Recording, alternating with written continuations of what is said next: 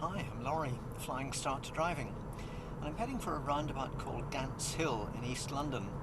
It's sometimes used by tests from the Wanstead Test Centre, and I'm going to be following the directions towards Ilford.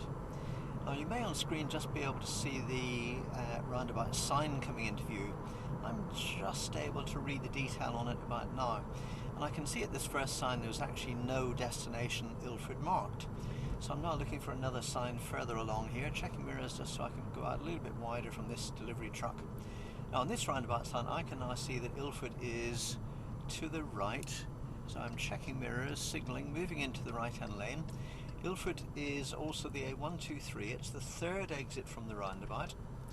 Now looking at the sign that's now coming into view, this is confirming that the lane I'm in is taking me to the A123 south.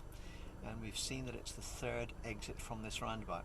So I'm looking at the roundabout from here, and although I can see an exit straight ahead between the buildings that you can probably see on screen, I know that doesn't exist on the roundabout for me to exit because it wasn't on the sign that I saw a moment ago. So the first and second exits I think I can see from here. The third exit was about 2 o'clock on clock face notation, so it's off to the right. And I can see a road off to the right, so that will be my exit.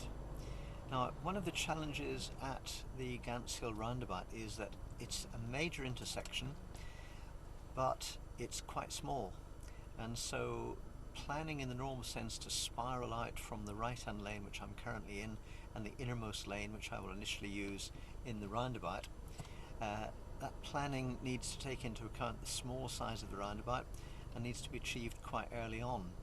But I can see the second exit over there that's the A12 that I saw on the sign back there. So that's the major route through this roundabout.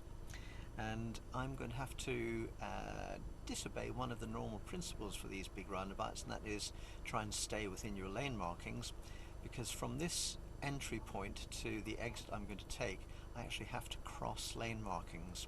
So that's normally to be avoided if you can, but here I actually can't. So I can see lights are changing over there, so I'm now getting a green light, just checking everybody else is stopping. I'm moving into the innermost lane, and you may be able to see on screen that it was marked A123 South. I'm looking to my left mirror here and trying to assess whether the car on my left is coming around with me. It may be, I can't really tell yet, but if it is, I need to be careful as to when I spiral, but in fact it hasn't, so I'm signalling, checking mirrors as we go, spiraling over and taking the Ilford exit. There's the sign for Ilford, which I think would have been visible on your screen, confirming that I was going to Ilford. Okay, that's the Gants Hill roundabout.